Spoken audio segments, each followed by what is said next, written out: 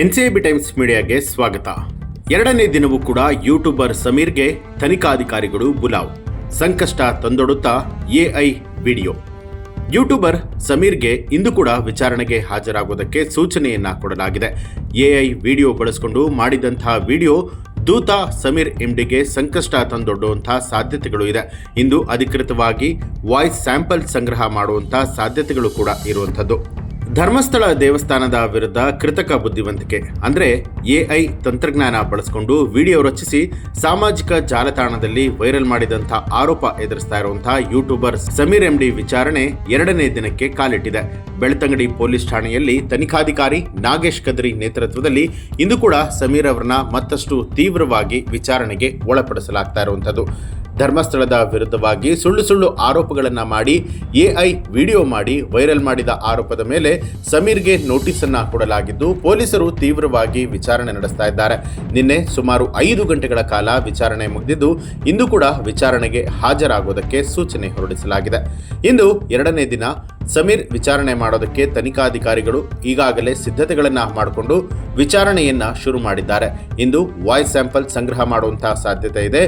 Viral ವಿಡಿಯೋದ ಧ್ವನಿ ಸಮೀರ್ ಅವರದ್ದೇ ಅಂತ ಹೇಳಿ ಖಚಿತಪಡಿಸುವುದಕ್ಕೆ ಭಾರತೀಯ ಸಾಕ್ಷ್ಯ ಕಾನೂನಿನ ಸೆಕ್ಷನ್ 311A ಅಡಿಯಲ್ಲಿ ಧ್ವನಿ ಮಾದರಿ ಸಂಗ್ರಹಣಕ್ಕೆ ಸಿದ್ಧತೆಯನ್ನ ನಡೆಸಲಾಗಿದೆ. ಈ ಪ್ರಕ್ರಿಯೆ ಮ್ಯಾಜಿಸ್ಟ್ರೇಟ್ ಆದೇಶದ ಮೇರೆಗೆ ಧ್ವನಿ ಮಾದರಿಯನ್ನ ಸಂಗ್ರಹಿಸಲಾಗಿರುವಂಥದ್ದು. ಧರ್ಮಸ್ಥಳ ದೇವಸ್ಥಾನದ ವಿರುದ್ಧ ಅಪಪ್ರಚಾರ ಮಾಡಿರುವಂತಹ ಆರೋಪದಲ್ಲಿ ಸಮೀರ್ನನ್ನ ಬೆಳ್ತಂಗಡಿ ಪೊಲೀಸರು ವಿಚಾರಣೆಗೆ ಒಳಪಡಿಸಿದ್ದಾರೆ. ಆಗಸ್ಟ್ 24, 2025ರಂದು ನಿನ್ನೆ ನಡೆದ ಮೊದಲ ದಿನದ ವಿಚಾರಣೆಯಲ್ಲಿ ಸಮೀರ್ ತನ್ನ ವಕೀಲರೊಂದಿಗೆ ಠಾಣೆಗೆ ಹಾಜರಾಗಿದ್ದ. ಈ ವೇಳೆ ಇನ್ಸ್ಪೆಕ್ಟರ್ ನಾಗೇಶ್ ಕದ್ರಿ ನೇತೃತ್ವದ ಸಿಟ್ ತಂಡವು ತೀವ್ರ ಪ್ರಶ್ನೆಗಳ ಮೂಲಕ ಸಮೀರ್ನಿಂದ ಮಾಹಿತಿಯನ್ನ ಕಲೆ ಹಾಕಿತ್ತು. ವಿಡಿಯೋ ರಚನೆಗೆ ಬಳಸಿದ ಕ್ಯಾಮೆರಾ, ಎಡಿಟಿಂಗ್ ಸಾಫ್ಟ್ವೇರ್ ಮತ್ತು ಕಂಪ್ಯೂಟರ್ ಬಗ್ಗೆ ಮಾಹಿತಿ ನೀಡುವಂತೆ ತನಿಖಾಧಿಕಾರಿಗಳು ಸೂಚನೆಯನ್ನ ಕೊಟ್ಟಿದ್ರು. ಇಂದು ಈ ತಾಂತ್ರಿಕ ಸಾಕ್ಷ್ಯಗಳನ್ನು ಸಮೀರ್ ಸಲ್ಲಿಸುವಂತಹ ಸಾಧ್ಯತೆ ಇದೆ.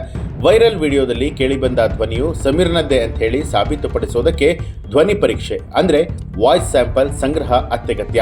ಈ ಪ್ರಕ್ರಿಯೆಯನ್ನು ಭಾರತೀಯ ಸಾಕ್ಷ್ಯ ಕಾನೂನಿನ ಸೆಕ್ಷನ್ 311A ಅಡಿಯಲ್ಲಿ ಕಾನೂನಾತ್ಮಕವಾಗಿ ನಡೆಸಲಾಗುತ್ತೆ.